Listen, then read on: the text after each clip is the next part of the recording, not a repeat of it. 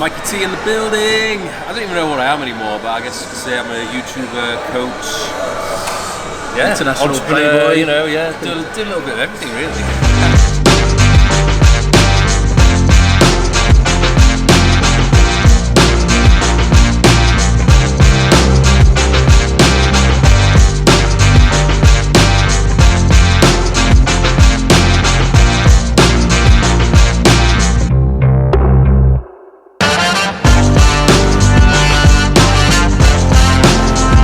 Okay, so welcome back today. We're in sunny Dubai, different country and a different gym. We're at Train SF and none other than special guest. Introduce yourself. Mikey T in the building. I don't even know what I am anymore, but I guess you could say I'm a YouTuber, coach, international entrepreneur, playboy. do a little bit of everything really. Okay, so we just did a mad workout, legs with Mike and my old friend Iman. How did you find that workout? That was good. Definitely when I'm training legs, it's always better to train with a training partner, someone especially who is either at your level or a higher level, because they will push you and make you do stuff you usually wouldn't do. Yeah, it's easy sort of, it's having that confidence when you're under a heavy weight, hack squat, where you want to sort of stop at 8 reps, you've got someone to spot you, take you further, get an extra few reps. They're the reps that make you grow, pass beyond failure, just having that confidence to do a few more reps. Especially with machines as well, like, once you've reached concentric failure, you can't really do much more, but if you've got a training partner to help you along the way, we can do the negative. So I've got a few questions I want to ask Mike, first of all. So I just want to say, over lockdown, we sort of started this YouTube journey. So obviously lockdown, nothing to do but watch YouTube videos, and we came across a lot of Mike's videos, and really liked the way he sort of came across and took away a few of his tips that you've learned. Obviously in this industry you can never learn too much. I've been training over 30 years and I'm still learning now. I've still picked up a few tips from Mike, so it's great to keep learning from different people, different sort of stages in their career. But yeah, I just want to ask Mike a few questions. So when you first started training, who did you look up to, who did you follow? Oh, I think honestly to begin with, we're talking about when I was like... How old are you now, Mike? I'm 31. So when I started I was like... baby. 17, 18, 19 years old. I got into it seriously when I was at university, but like social media wasn't that big at the time. There was no Instagram. There was Facebook. I think there was some stuff on YouTube, but I honestly wasn't really watching anything. So what did you study at uni? Economics and business management. So I had nothing to do with the sport or gym. I would say when I first started picking up a dumbbell, like I was trying to figure out myself. When I look back, it was pretty horrendous because there was no programming. I didn't know what I was doing. It wasn't until the first year of university where I started going to the gym with these two of my friends. They were massive guys. They'd already had a lot of experience in the gym. So they were the guys that taught me everything. So I was doing like a bro split. It was like back day, shoulder day, arm day, chest day. Was that in a sort of bodybuilding gym? Or was that It was a university gym. But there was the weights. A lot of knowledgeable guys there. And I find a lot of the people, when they come to my gym, they say, I want to start off at a commercial gym before they come to an advanced gym like mine, but you're best off starting with a proper bodybuilding school gym, because that's where you get the most experience. They haven't really been to a gym which is full of like monsters in their eyes, and they don't really have much muscle, and they don't really know what they're doing, so I think they're scared to be embarrassed. Also, in an environment like a lot of people sort of get misinformed. They think they're going to come to a gym, lift a few weights, and like get Ronnie Coleman. They go, I don't want to look too big. That's the first thing they come to my gym. I just want to train, we'll get toned, but I don't want to get too big. It's very hard to get too big. It's never going to happen. So was there anyone social media wise back then? I know social media wasn't as big. Right in the early days there was no one. I remember someone who changed the game for me. I think it was when I started watching Ben Pakulski. That was when I started to see things differently. Where he always kept going on about tension, the science going on. And that's when I understood that. Okay, now it's not really about how it's not moving the weight from point A to B. It's how we're doing it, and so that made me really think about the muscles which I was engaging and where I was trying to place a lot of attention. And you can see that when Mike trains, his form is very controlled. It doesn't just drop negative. Every rep is sort of very controlled from the start to finish. Emphasize the negative, which is the most important part, and concentric. So you can tell by Mike's training, he just sort of take these things on board. Yeah. Yeah. I think as well, like I feel like I'm in tune with my body.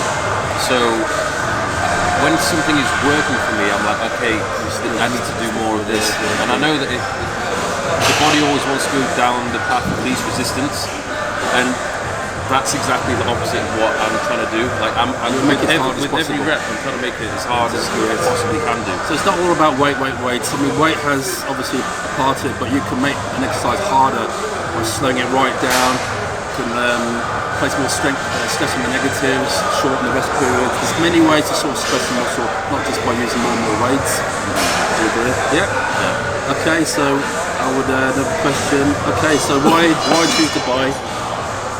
Dubai, I don't know, I had this, when I was living in the UK, I must have been, at that point, I'd been in the UK for like 28, 29 years, and I felt like I needed a change. The biggest thing I was looking for was a place with a better climate, because I like being in the sun. I noticed every time I went on holiday to a warm place, I felt better mentally.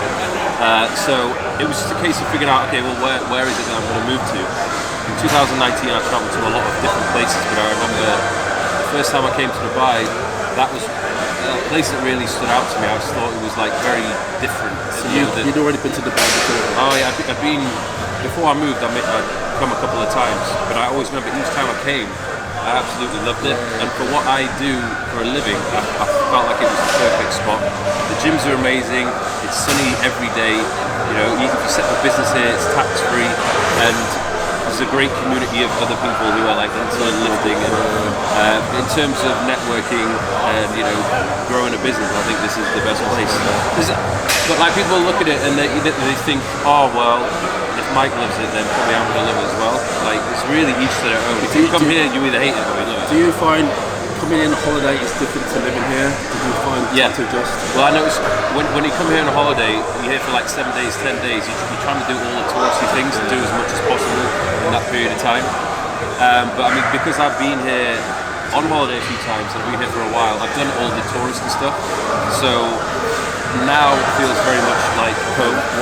So when I'm here, I'm in a good routine. I'm not really distracted by all like the touristy things or the nights out. Because I've done it before and it's always on my doorstep. So I don't really get swayed. Yeah, we've been here about 4 or 5 times now. Something always gravitates us back to Dubai.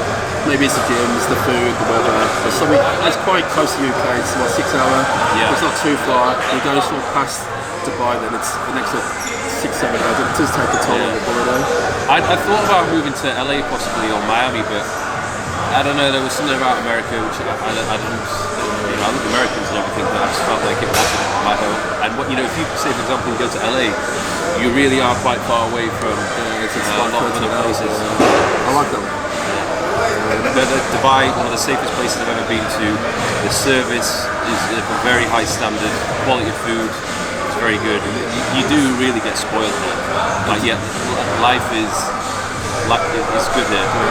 Did you have friends? When you came here? When I came out here, I came by myself, which was a risky one because I remember when I arrived here, I did feel a bit homesick because once I'd made that move, I was like, I don't really know anyone here, and I did feel a bit lonely. But I occupied myself with okay, well let me make some YouTube videos. When I was going to the gyms, very quickly I started to meet people in the gym. So when you first came here, I'll take it you did all your own videos. Mostly, yeah. So it wasn't until a couple of weeks later where I had a camera guy come out and visit me. Makes things a lot easier, doesn't it? Yeah. So how long did it take for you to settle down, would you say, in Dubai, and living here? I'd probably say after a month I knew quite a lot of people. As well, I found, it was actually my girlfriend at the time. I met a girl, and then once you meet a partner, once you meet a partner, then you really don't feel lonely at all. So it's a good place if you want to go out, you want to date. There's a lot of single people here. The only potential downside I would say is Dubai. It's a lot of fun if you've got money to spend. If you come here on a budget and you don't have a lot of money, it's quite tough because you are literally surrounded by a lot of people with money, like people that come in here spending money doing all the fancy things, and if you don't have money to begin with, you can't compete with that. Yeah, it's very superficial. Isn't it? Yeah. You've got all the opulence, all the nice cars, into the nice shops. We went to Dubai more yesterday, and it's everything just screams money, wealth. Okay. Favorite gym in Dubai to train? We've already touched on this. Yeah, I would say it's between this gym and Banus. But the problem here, if I keep going to the same gym too often, I get a little bit like sick and tired. It becomes a bit repetitive. So honestly, I like to go to a different gym almost every day. But the ones I come to on a regular basis are this one, Banus. Banus is just across the road from here. Yeah, so. I came to Banus before they opened about 3 years ago, and it was only just It was just one big room, yeah. I went there 2 days ago, and it's tripled in size. Yeah. And it almost feels like it's too big, where you have to walk around just to find the right piece of equipment. I think I counted 20 presses, and it's probably unnecessary. But for Dubai, it's what Dubai screams: more, bigger, better. Yeah. But yeah, it's Dubai all over. Whether it's better, it's down to personal preference. I like a bit of a smaller, more intimate gym. Yeah, but it's weird. Like all these different gyms, people have like a loyalty towards it. Like for whatever it is about that specific gym, they just love it. Love it or hate it. Yeah. Some people hate it. Yeah. Is there anything in the UK that you miss apart from the weather? I mean, obviously there's my family I miss. I mean, I really don't get to see them nowhere near as much as I'd like to. I am flying a few of them out in January, so that'll be good to see them, and then hopefully I'll see them at Christmas time. Have they been here before? Actually, no, they haven't, because it was a mess of 2020. You know, there was 2 scheduled trips where they were going to come out, but they couldn't make it, so that was really quite annoying. So it'll be good to show them around. But apart from that, not a huge amount I miss, because the good thing in Dubai, everyone speaks English. Yeah, exactly. And it's not like. And also with social media, you think you can stay in touch with people. Yeah. So And the thing is, I think it's like 80% of the population here, maybe even more, is from expats. Yeah, from the UK. So you get, not necessarily from the UK, but just from all over the world. So I like the diversity of people here. So that, again, you know, there's quite a lot of English people who I know who are out there. So I don't miss a huge amount. And how long do you plan on staying in Dubai for? Do you plan years ahead, or just sort of make it month by month? Yeah, so like luckily I'm not exactly like rooted here. I'm not anchored here. If I want to pick up and leave, then I can do very easily. But for now, I feel like it's the perfect place for me, for my business, my career. As long as I get that break in the summertime, I really appreciate being here. Because you went to IB for the Yeah, I'm not doing that again though. It's not. I love Ibiza, but to stay there for 4 months. DJs over there. Yeah, I need to, for the summertime, which is basically June, July, August, September, it gets outrageously hot here, like awful. You can't go outside, and I like to be outside, so I usually will relocate for a couple of months somewhere which is probably in Europe, but it's the complete change in like the culture, the environment, the people. It's really refreshing, so it feels like I kind of live 2 lives. But then I noticed when I was in Spain, after a couple of months in Spain, I was like, oh my god, like getting back to Dubai. And then I came back and like I absolutely So loved when it. you came back to Dubai, did you feel like it was home for you? Yeah, definitely. So I think at least for the next, I see myself here at least for the next 5 years. Yeah. Any plans to step on stage and compete? I want to do it one more time. I think I've competed before. I've competed 2 times before, in 2014 You know this. and 15. What show did you do? WBFF. Okay. Yeah, so I did Monster Model twice. The first one I did, I came 3rd. I did alright. The second one I did a year later. I actually felt as well better, but the people who I was against were bigger. Who did you compete against? Any names? There was, the first time round there was Justin St. Paul, and then the second time round, I can't remember the names, but there were some big guys. So it was a bit disheartening, because I thought, well, in order for me to stand a chance against these guys, I'm gonna have to get a lot bigger, and that means I'm gonna have to start putting a shitload of substances into my body. And I was like, I don't necessarily really want to do this. So I stayed away from the competing, focused on the social media, growing my business. But I really Did you enjoy competing? being on stage, I didn't really care for. It's not necessarily my thing, but I missed the process. like I noticed when I prepared for that show, I was the most disciplined and the most aesthetic that I'd ever looked. Like I looked the best that I've ever looked. And I'm 31 now. I do want to do it one more time just to see what I am capable of achieving. Did you prep yourself for that competition? Yeah, both times. I've always prepped myself. And there's something satisfaction about prepping myself. Yeah, I feel like you definitely need experience of doing a competition, especially if you are going to coach people doing it in the future. That's one of the reasons why I did it. But yeah, I felt like I know my body well. I think if I'd gone back, I would have just liked a little bit more support with like training partners, because that when you're on low calories, you're tired, trying to train by yourself is really hard. So you almost need either a coach there with you or a training partner to push you. Training partner goes a long way, especially prepping for a competition, turning up when you don't want to train, pushing you for the last few weeks when you're on very low carb. There's one thing that puts me off it, because I know, especially that 1 month prior, it's really tough. Like people, when I had clients who used to complain about being tired or being hungry, and I'm like, look, you have no idea. Like, okay, if you go do a competition, then you'll really know what it's like to be hungry, what it's like to be tired, and to not want to do it. So it definitely built up a lot of mental strength and discipline. I felt like after that, like I was capable of doing a lot of things. But the downside of it was I had a horrendous relationship with food 3 months after. Not 3 months, sorry, 3 weeks after. I couldn't stop eating shit. Just ballooned up.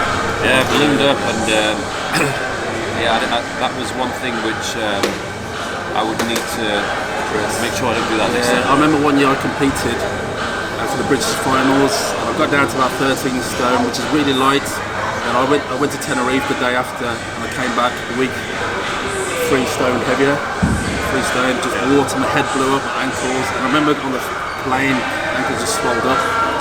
It's weird because binging. When I'm just training as I am now, I find this happy medium where I look good and I still have the flexibility to eat what I want. The moment it starts to be too restrictive, that's when you start getting like weird cravings for food. It's like that's psychological. It's that barrier, isn't it? Once you start prepping, you want to eat prep. Yeah. And that's when I didn't really like having that state of mind. So I think, to be honest with you, next time I compete, I wouldn't necessarily need to be that restrictive, because I think I can get to low levels of body fat without cutting my calories too much, just as long as I prepare everything well in advance and I don't, mess up with the. It's got to be smart when you're training, you're planning for a competition. You know what I mean, a lot of people restrict themselves too much, and end up hating, competing, and then do it again. But you can do it sensibly, like Mike said. You can sort of work it so you are a bit more sort of. Can eat a bit more what you want when you're prepping.